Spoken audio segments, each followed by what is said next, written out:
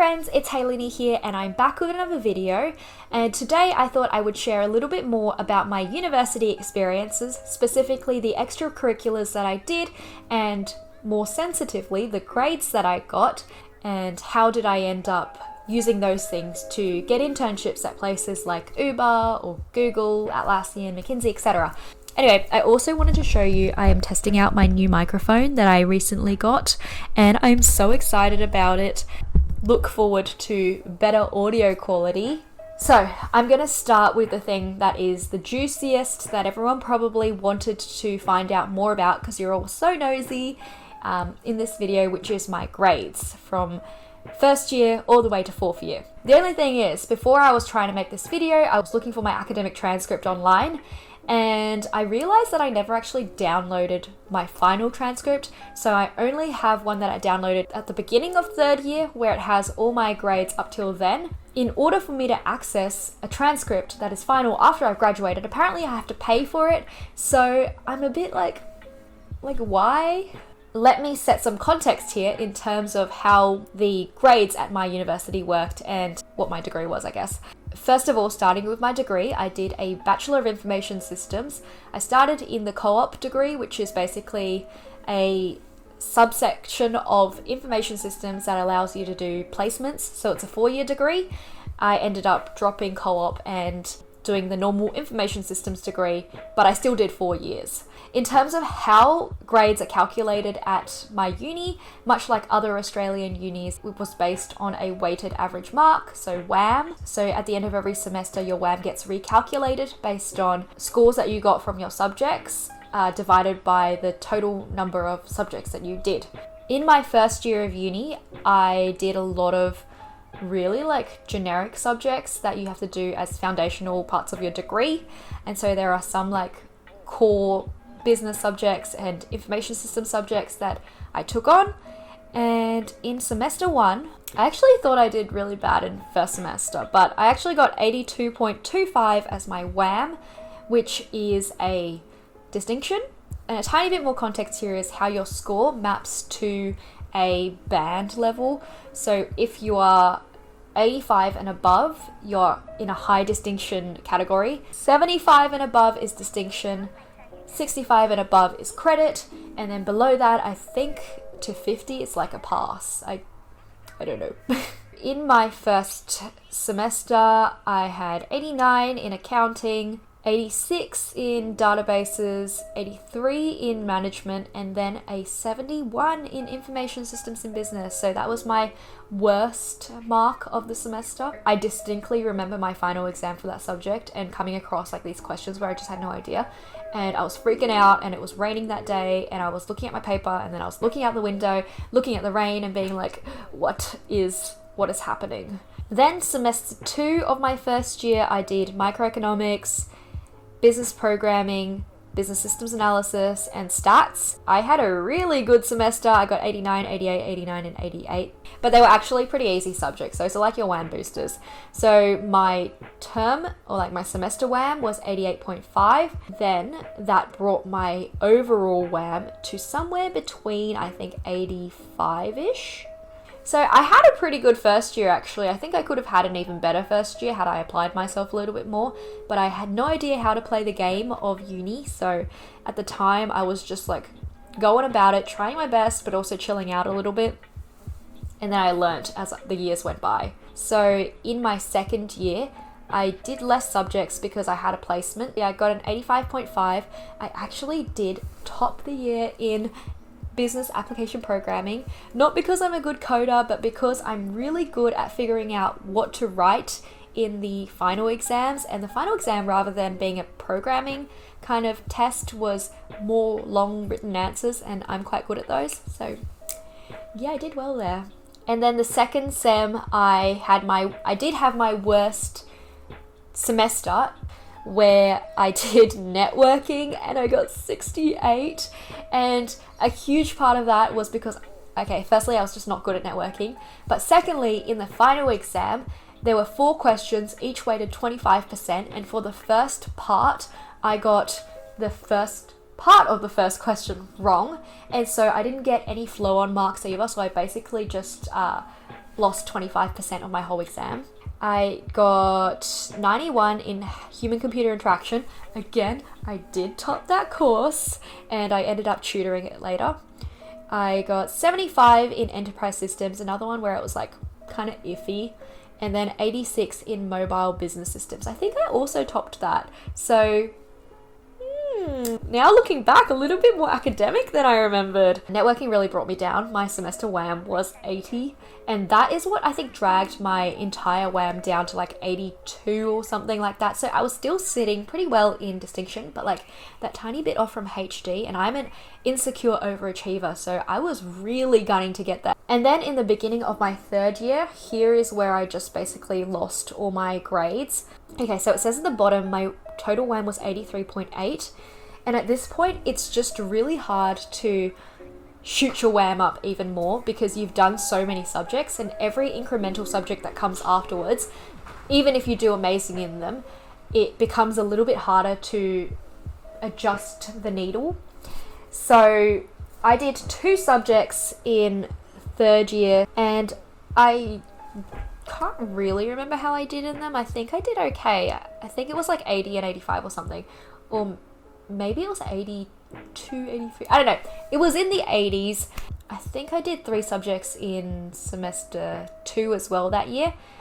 At the end of it, my WAM would have been around 83 mark. And then I had my final year of subjects, and because I was doing a 3-year degree in 4 years, it meant that I had a lot less subjects in my 4th year. So I only did 4 subjects in total in my 4th year, and it was just so chill, so great. I did 1 subject in Sem 1, which was an elective, and I did, I think, Introduction to C, which was just some random thing I chose and I thought would be useful. I did okay in that. I got like 91. And then in Sem 2, I did 3 subjects, so there was a couple of WAM boosters in there. I did a management course, which was negotiation skills. Best course. I really enjoyed that. So if you're thinking about doing that as an elective, I would highly recommend it. I did, I think, cybersecurity ethics or something like that, which was a Infosys elective. And then I also did psychology of work. That was supposed to be a massive WAM booster, and I think I did pretty well on that as well. So in my final year, I actually uber excelled, and I think I got HDs and everything. I was like near 90 or 90 plus for all of those subjects, which ended up helping me pull up my WAM just a little bit more for my final 4-year WAM, which was 84.909, which is like crazy because I felt so close to 85, and it meant that when I did graduate with my degree, it would say like distinction, but not high distinction, but I was so close, and I was like, I'm literally less than 0.1 off from 85, so that was really annoying. But then it made me feel a little bit better when my friend got 84.96, which is like even worse. I don't know why it made me feel better. I felt bad for both of us. That was a good trip down memory lane, actually. I couldn't remember all my grades and things like that. I hope that was a little bit enlightening for you. The first thing I do want to highlight here is, do grades matter when you're going for internships or grad jobs later on? Yes, a little bit. I do think they matter. I think they matter to the extent to show that you are doing well, you're someone who can handle your workload, you're someone who can apply yourself and grasp concepts easily. I don't think the specific number matters as much. I think lots of employers are probably looking for around like your distinction. If you're really stressing about, hey, I got 84 instead of like 88, then no, I don't think you should be stressing about those things, because that literally had no impact on me afterwards anyway. So that was my little spiel on academics in uni, and now I will move on to my extracurriculars. Now, for my extracurriculars, I did a lot during uni. I think half the uni experience is based off the extra things that you do. I think that if you're just going to go for your tutorials and lectures and then you go straight home afterwards, it's not really that much fun. I would highly recommend you just kind of find out what you're interested in and try to get involved in something like that at uni. It's also a really great way to make friends. In my first year, I didn't really do that many extracurriculars. I didn't know what was available out there.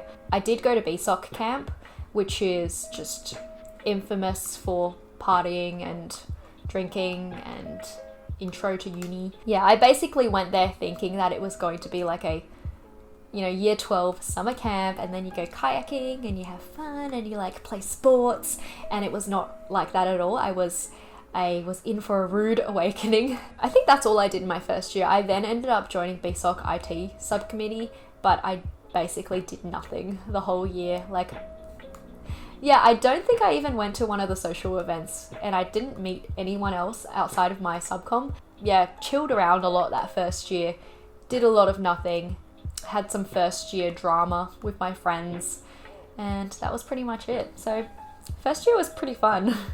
And then in second year, I kind of like got my act together a little bit, and I realized, hey, I should start getting involved in some things, go for some directorships in societies. And so in second year, I was part of co-op SOC. I was the publications director. In Fab SOC, I was also the publications director, so that's fashion and beauty SOC. And then I also, in the later, much later half of that year, co-founded Women in Technology with a group of the girls from my co-op cohort.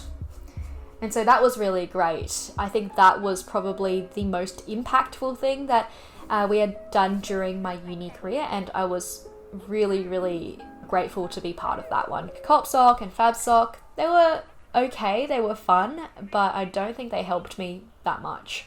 As a quick aside, a juicy story, I don't know if I should be sharing this, but it's been like 4 years, so I won't mention any names. But we had huge drama in FabSoc when I was in second year, where like our social subcommittee were pushing for this like FabSoc ball, and we were like, no, our society's too small, it's not going to get enough people. Literally the week before like ball was supposed to be, we'd sold some tickets, definitely not enough. I think the social subcom and like the directors just didn't want to have this on them as like, oh, they failed this thing. So they were basically like, we quit FabSoc and we're taking all of subcom with us and we're all leaving. This is because the rest of the teams didn't help us in doing things for ball. And it was just really crazy. And they like posted pictures on Facebook afterwards, and it was like the whole subcom, and they were like hashtag buy snakes. And I was like, oh my gosh, I don't know why I'm so invested in this like 4 years on as well, I'm sorry. But just the memories coming back, I'm like, oh, that sticks with you. And then afterwards, there was this whole thing where one of the social directors tried to basically get all the refunds returned into their personal bank account, which is basically like fraud. Like, that's illegal. They were pretending to be someone else, contacting the ticket providers and being like, hey, so for all these refunds, send the funds into this specific bank account. And it was just like totally ridiculous, and I don't know where that ended up going because I wasn't like super involved in it, but I was just sitting on the sidelines and I was like, this is so dramatic. That's a thing that happens when you join society, so interesting stories like that. Third year of uni, I was really trying to get into things more, setting myself up for my career. So I was the vice president for Women in Technology, which was a society we co-founded the year before, trying to really grow it. There was like 8 of us. This society is massive in our uni today, so I'm really proud of where it's gotten. I also did tutoring, I mentioned that before. So human-computer interaction, I ended up doing really well in it, so I got asked to be a tutor. I also joined the consulting club, and that was also a pretty valuable experience. I opened my eyes to the world of consulting and what that actually was, and managed to build a lot of strong friendships with really smart people that drove me and helped motivate me. Did a couple of case comps and international case comps, so that was well worth it.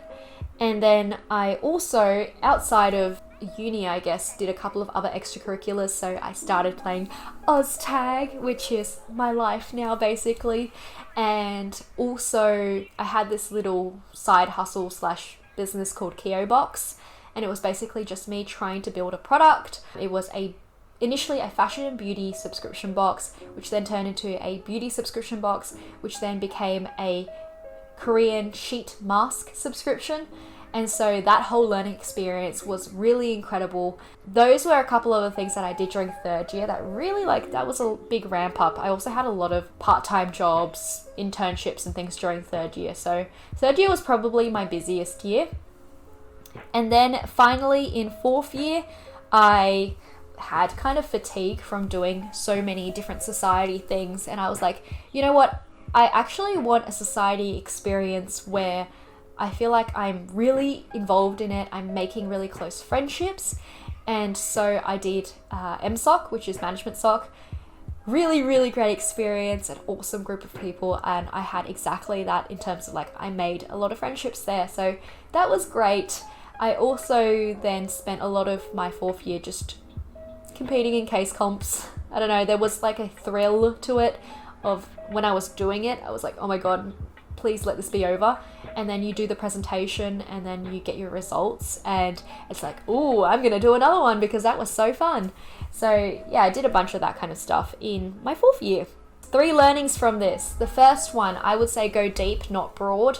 I know it sounds like when I talk about my experience, I really padded my resume a lot. I found that I was splitting my time a lot between those things, and so I could never really go deep into any of them. I think it is way, way more important to have experiences that you're passionate about, but you can really tell stories that where you've learnt something or demonstrated a certain skill. My second key learning is to prioritize what you're doing and create a stack ranking based on your interest and its usefulness. So I talk about this a lot with people that I mentor. Everyone starts off wanting to do kind of everything, and they have this idea in their mind of like, you know, if I do more things, then I will look more appealing in the things that I apply for later on. So I think it is important for you to really figure out on this 2x2 of, you know, how useful is it going to be for my goals or my career, and then how interested or how much enjoyment am I going to get out of this thing. And you can kind of create 4 quadrants here, which is kind of like, you are not interested in it and it's not going to be useful. So those things you can literally just flick out, throw in the bin. And then you've got the other extreme, which is it is useful and you are interested in it. So things like women in technology for me, in those cases, you basically just want to put those right at the top. Like those are the things that are non-negotiables that you're going to do. And then you've got kind of the gray areas, which is either you are more interested in it, but it's not as useful to you. So that's where you're really going to get your enjoyment, or it's going to be quite useful for your career, but you're not really that interested in it. In which case, I would almost take some time to really reflect on if it's going to be useful for a career, but you're not interested in it, is it going to be a career that you even want to do? So have a think about that as well. Make sure that you're not doing too much at one time because it can really overwhelm you. So in my 3rd year of uni, in 2nd sem, I was doing like a full load of subjects. I was doing a part-time internship at Carousel as a growth intern. I was also interning at a innovations startup at the uni. But then I was also doing like YouTube, I was doing KO Box. I got to a tipping point where I just felt so overwhelmed all the time and I felt like I was rushing between things and I couldn't fully commit myself to anything. And so I had to really step back and evaluate what my priorities were.